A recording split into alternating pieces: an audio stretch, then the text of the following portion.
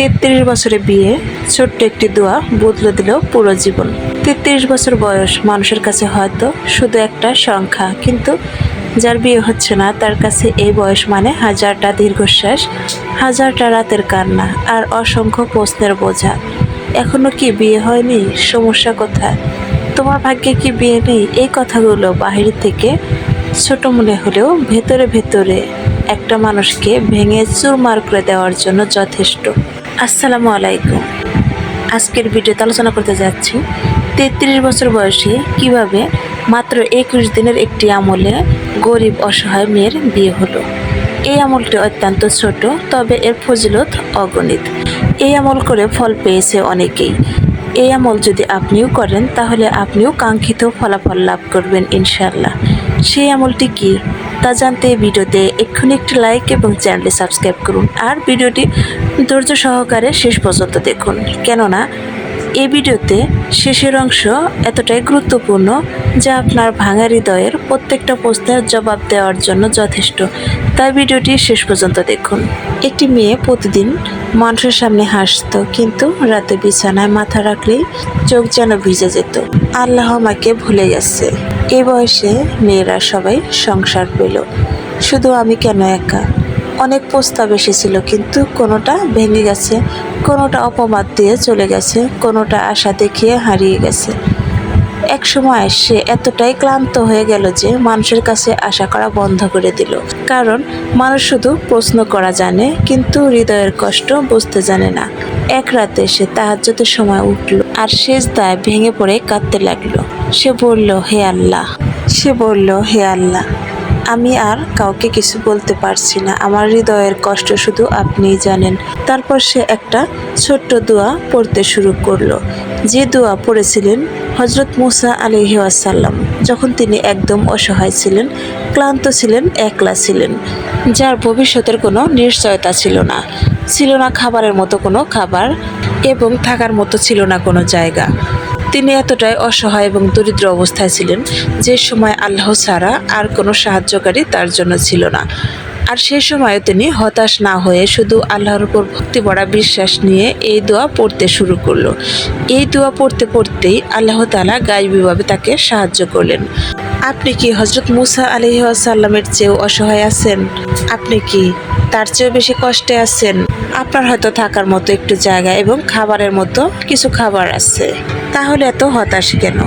যার থাকার মতো একটু জায়গা ছিল না, খাবারের মতো একটু খাবার ছিল না, তারপরও আল্লাহর প্রতি ভরসা রেখে যদি তিনি এতটা সাহায্য লাভ করে থাকেন, তাহলে আপনি কেন নন? আজ থেকে শুরু করুন এই ছোট্ট দোয়ার আমল। দেখবেন কিছুদিনের মধ্যে আল্লাহ তাআলা আপনার আশা পূরণ করে দেবেন। হযরত মুসা আলাইহিস সালাম বলেছিলেন, রাব্বি ইন্নী লিমা আনজালতা ইলাইয়া মিন খায়রিন ফাকির। অর্থ, হে আমার রব, আপনি আমার প্রতি যে কল্যাণ নাজিল করবেন আমি তার মুখাপেক্ষী। আর সেই অসহায় মেয়েটি এই দোয়াটি পড়তে শুরু করলো।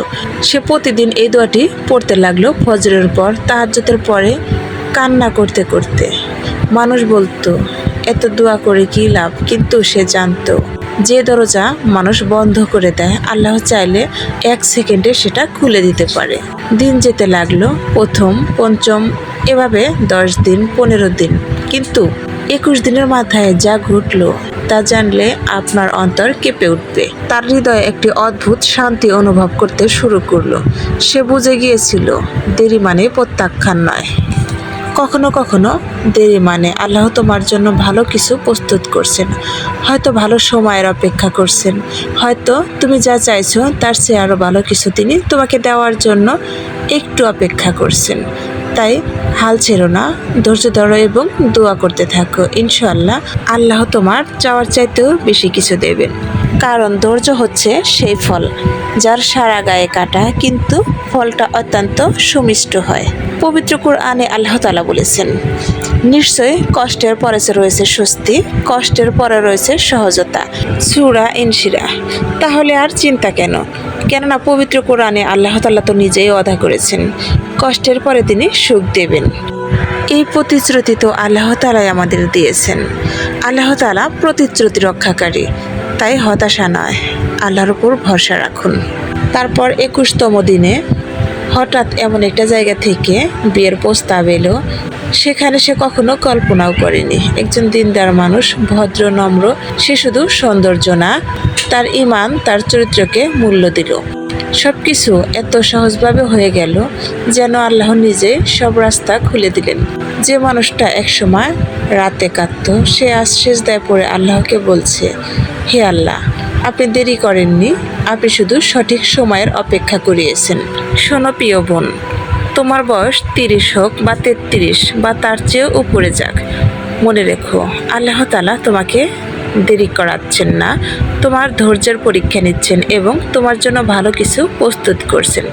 তুমি শুধু আল্লাহর উপর ভরসা রাখো আর দোয়া করো, তাহাজ্জুদে এবং ফজরের নামাজের সময়, কেননা এই সময় দোয়া কবুল সবচাইতে বেশি হয়। তাই এই সময়গুলোতে দোয়া করতে ভুলবে না। শোনো প্রিয় বোন, কখনো তুমি ভাববে না তুমি শেষ হয়ে গেছো, কারণ মানুষের সময় আর আল্লাহর সময় এক না। মানুষ বলে অনেক দেরি হয়ে গেছে, কিন্তু আল্লাহ বলেন আমি চাইলে অসম্ভবকেও সম্ভব করতে পারি। মানুষ বলে সব শেষ, আল্লাহ বলে আমি এখন শুরু করব। হয়তো আজ তুমি একা, হয়তো সবাই তোমাকে ভুল বুঝছে, হয়তো তোমার চোখের পানি কেউ দেখে না, কিন্তু আল্লাহ দেখেন। তোমার প্রত্যেকটা দীর্ঘশ্বাস আল্লাহ শোনেন। তোমার কষ্টের ভিতরে লুকিয়ে থাকা কথাগুলো তিনি বোঝেন, হাসির আড়ালের কষ্টগুলো তিনি বোঝেন। তিনি বোঝেন প্রতিটা ভাঙা হৃদয়ের নিঃশব্দ কথা। তিনি সব শোনেন এবং জানেন। তিনি হলেন রহমানুর রহিম এবং গাফুর, অর্থ পাপ মোচনকারী। তাই আজ থেকে হতাশা হওয়া থেকে বন্ধ করে মানুষের কথা কম শোনো, রবের সাথে কথা বলো, তাহাজ্জুদ পড়ো, ইস্তেগফার করো, এই দোয়াটি বেশি বেশি পড়ো। হয়তো তোমার জীবনের মিরাক্কেল খুবই কাছে। আর মনে রেখো, আল্লাহ যখন দিতে চান তখন কেউ আটকাতে পারে না। প্রিয় দর্শক, আজকের এই ভিডিওটি যদি ভালো লেগে থাকে, লাইক দাও, শেয়ার করো আর সাবস্ক্রাইব করে আমাদের ছায়ালো 88 এর সাথেই থাকো। ধন্যবাদ।